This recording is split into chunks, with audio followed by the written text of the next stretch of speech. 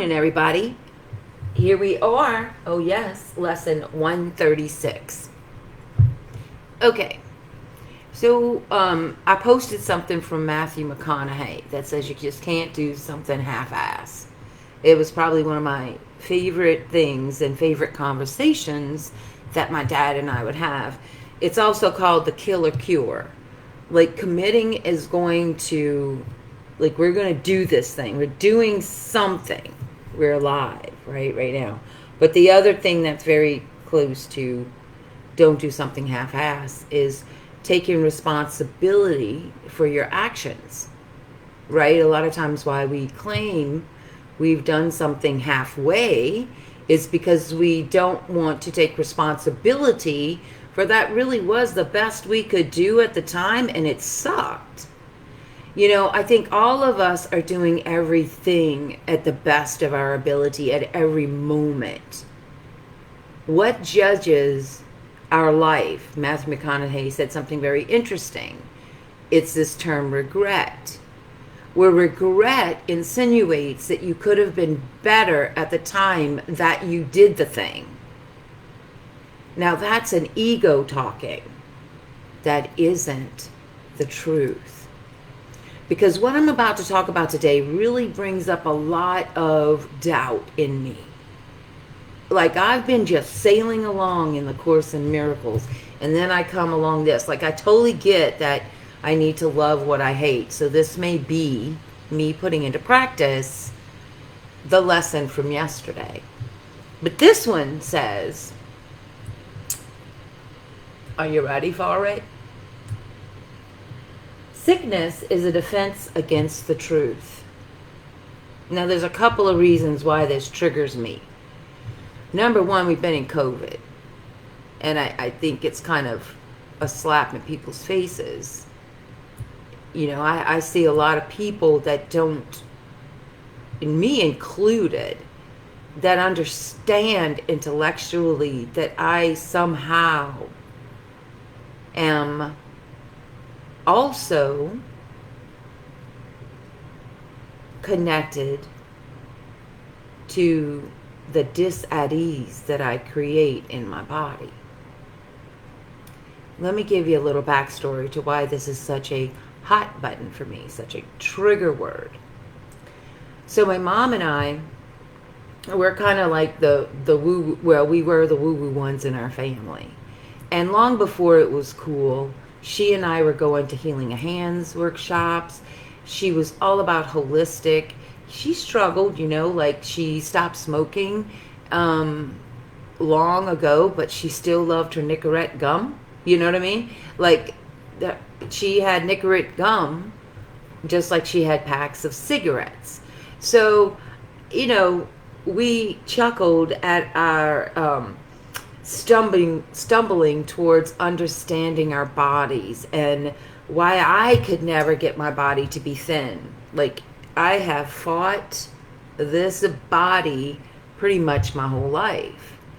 And she and I fought our bodies a lot. So I'm hearing my language, and I am intending that this gets heard by people who also struggle with this and struggle with it because they really want to believe it. Like, this is the part where if you're struggling with a physical ailment, if you are struggling with your body on any level, okay, from a toothache to an earache to allergies, all the way to the extremes of cancer, COVID,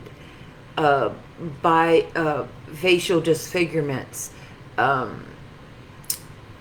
legs that are swelling up for no reason at all, where it's hard to walk, fibromyalgia, migraines, Alzheimer's, dementia.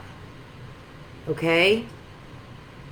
Yeah, we're talking about all of that down to just feeling doggone tired and not really caring to get up.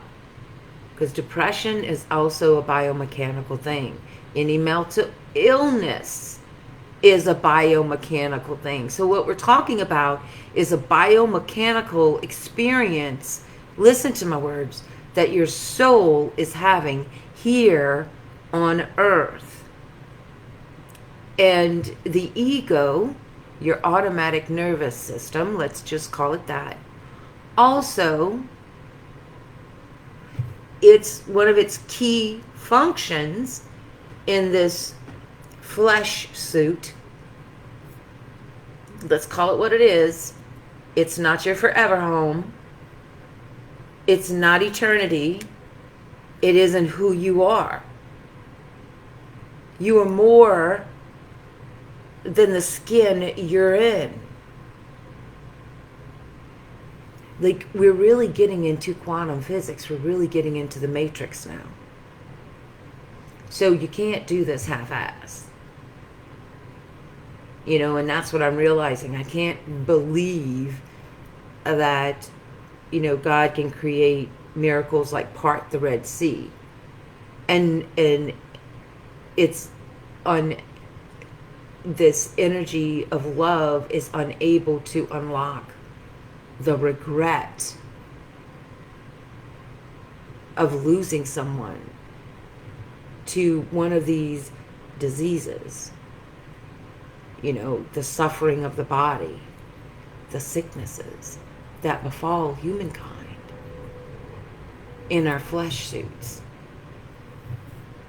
You know, animals have the same thing.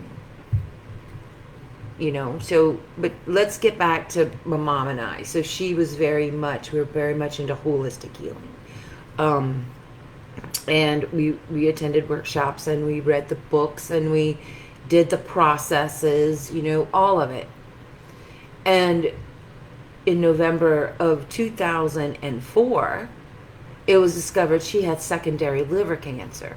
Now, my mom was not a heavy drinker. She might have drank a glass of wine every now and again. However, there wasn't any indication in her life that she should have had anything going on with her liver. Then, the other thing was, they couldn't find the primary. They didn't know where the primary cancer was. So, from diagnosis to the day she took her last breath was 6 months. And it didn't matter how much my mom believed that she could believe that she could call forth the healer within her to heal her from cancer. She couldn't do it. And it called into question everything. And what she and I had been made fun of most of our lives was just like, well, you see, it didn't work. All your woo-woo doesn't work. So what is really this one speaking about? Like, we either are going to believe that this right here is our forever home. And that when this goes away, this is our survival. But when you understand the biomechanics, let's get into the matrix. The flesh suit, called your body, was equipped with an automatic nervous system response. And that automatic nervous system response is always checking systems. But what systems is it checking?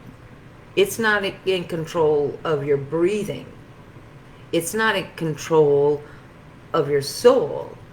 It is a mechanism in order to put the ego in charge.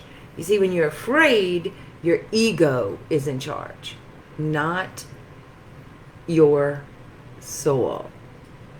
That's the divine design of free will.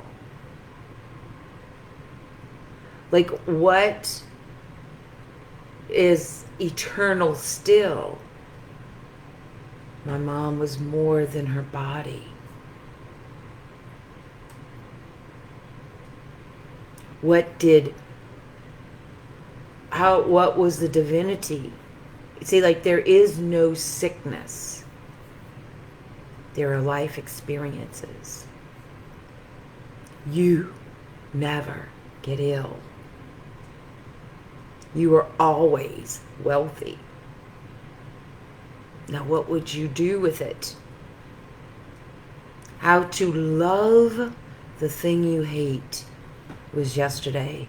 Now today is how to love and identify yourself beyond a flesh suit.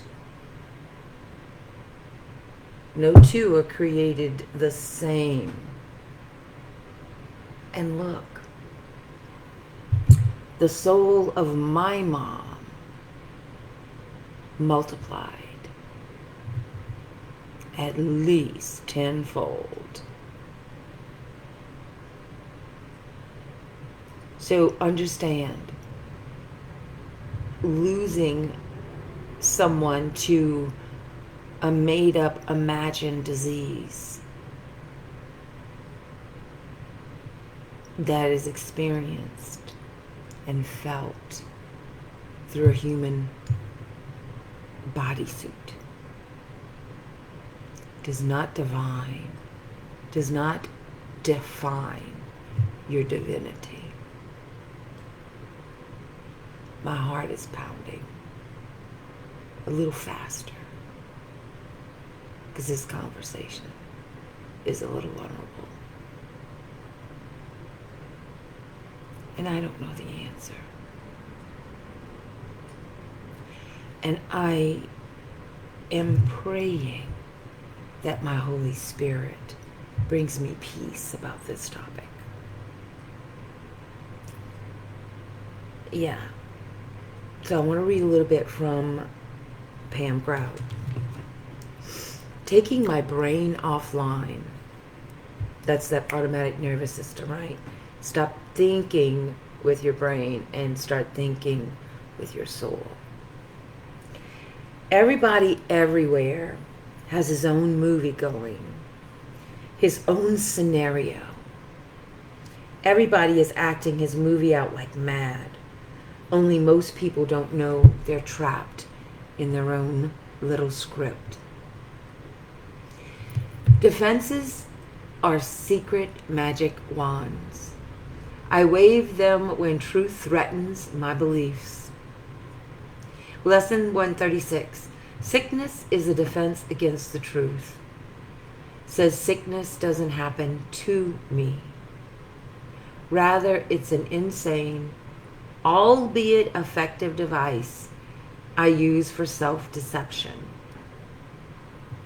It seems unassailable because it appears to separate me.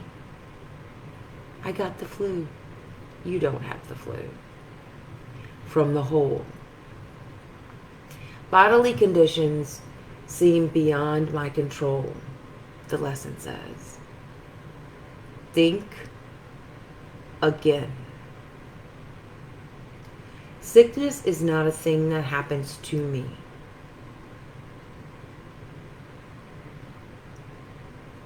This next one's hard for me to say. Sickness is not a thing that happens to me. It's a choice.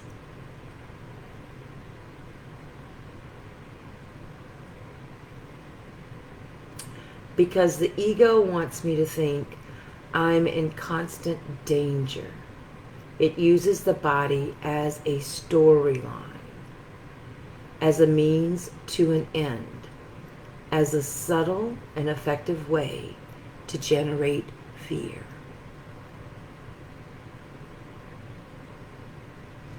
This lesson assures me that who I am remains unsullied, despite my pitiful and futile attempts to alter it with defenses and ridiculous complaints.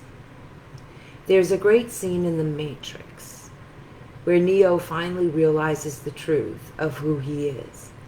He finally recognizes the Matrix as an illusion.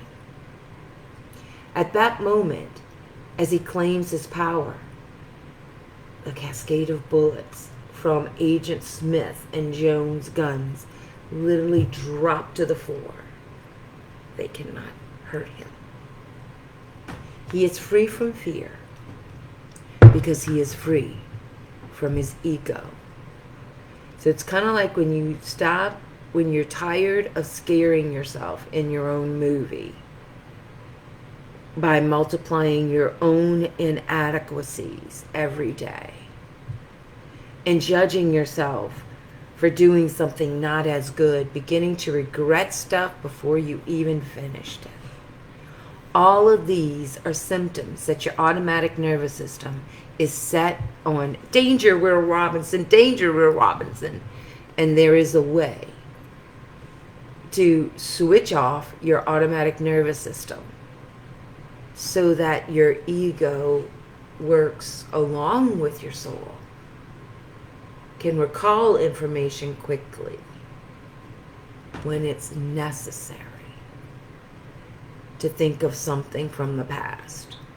Because when you're in the now moment, you're at your fingertips reality, aligned to the beauty of who you are, and all you see are miracles. So pondering the past is a sign that you have an automatic nervous system that's out of whack. And all you need to do, just like you saw me do, and you can see the result, I've moved through those limiting beliefs. My mama isn't dead. She's just in another part of the frequency. I'm still here in a flesh suit, hearing her beautiful voice every day. So understand, you can align and when you disengage and how to disengage your automatic nervous system response is to begin a daily practice. What is your daily practice of aligning to the truth? Share it with me. Please share this video with anyone that you know that is suffering a physical ailment. May the information and the frequency in this video help them align to enjoy more of today than they ever have in any other day of their life.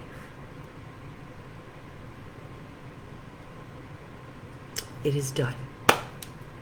Much love.